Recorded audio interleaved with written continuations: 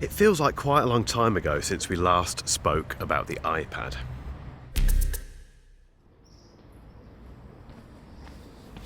It's all been a bit Vision Pro recently, which I fully admit, but it's nice to get back to basics, which is what the iPad is all about. I'm not having a go at the iPad either, because I think it's one of Apple's most popular but equally least understood products. You see, I think only a select few ultra iPad users have worked out how to make that thing indispensable. I haven't. However, March is nearly here, and that brings with it apparently a big iPad event, and I've got a few things I want Apple to do, and not all of them are that conventional. And as a little bonus, if you can figure out which city I'm in, let me know down below. There's no prize or anything, but just if you know where I am, just comment somewhere down below. Engagement, guys. There's one device I forgot to bring with me on this trip, and I really miss it. Yes, it's the iPad mini, and I'm afraid, Tim, it's time.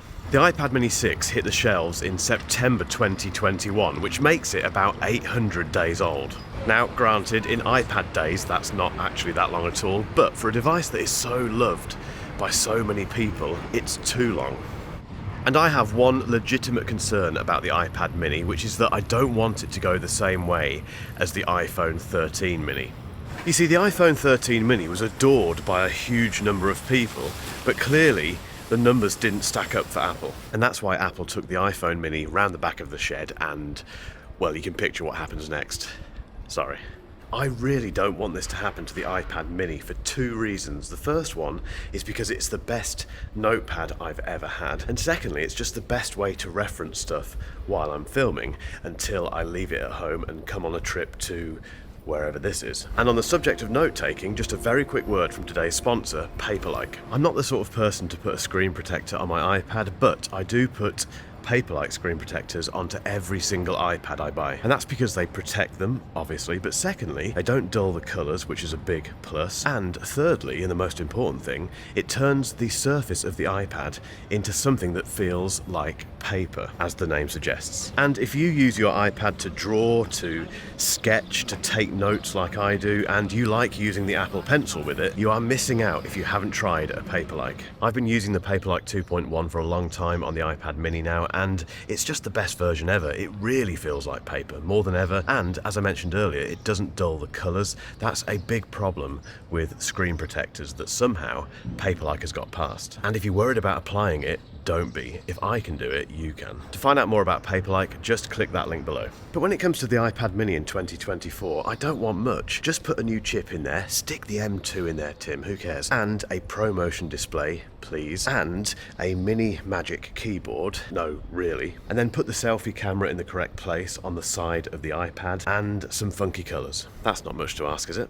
Next up, we have the iPad Pro, and I really need the flame reigniting between me and the biggest iPad you can buy. We came close in 2023. I bought the M2 iPad Pro. I used it for a bit of music production with Logic Pro. I tried out Final Cut Pro, and I did some writing on it, and I still do some writing on it today. But it never sticks because I've got a MacBook. And this is really frustrating because I want to get back into the iPad Pro. I do want to go back to the Logic Pro music production thing. I know a lot of you guys want me to do that, but there's just something about the iPad Pro that never quite works for me. However, I'm a massive Apple fanboy, and if I hear that there's going to be an OLED version of the iPad Pro, I just want it. I have no idea why, it's just a new display technology, but that's how Apple gets you. So if they do that and they put a new chip in it, because, well, they'll put the M3 in there, won't they, because why not?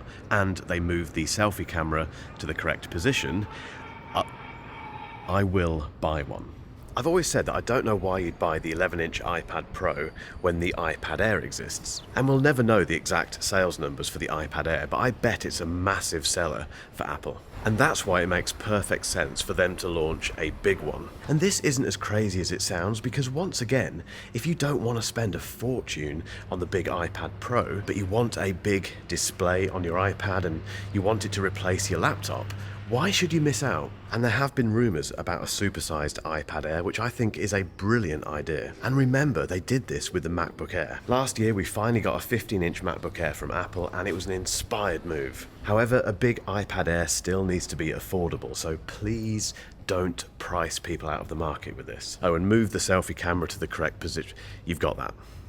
My fourth iPad request for 2024 is a bit unusual, but bear with me. I've been using Vision Pro for the last 2 weeks now, and there's lots of stuff wrong with Apple's mixed reality headset, but the best thing about it by a country mile is the integration with the MacBook. Basically, you put your Vision Pro goggles on, you open your MacBook, you look at it, and you can detach the MacBook display and put it into Vision OS. So you have this massive 4K display, which is much bigger than the one that you have on the MacBook. Why can't you do that on the iPad? I want to put my massively expensive Vision Pro headset on and work on my iPad on the moon. Better still, imagine once you've connected your iPad to Vision Pro, you can then take the iPad apps out of the iPad display in Vision OS and move them into Vision OS as separate windows. If you've used Vision Pro, that will make sense. If you haven't used it, it probably won't. And yes, I know it's early days for Vision Pro, but this feels like a missed opportunity. Also, I didn't just want 3 things on this list, so that was the 4th, and it's a bit shoehorned, to be honest, which means it's over to you. What do you want from the iPad in 2024?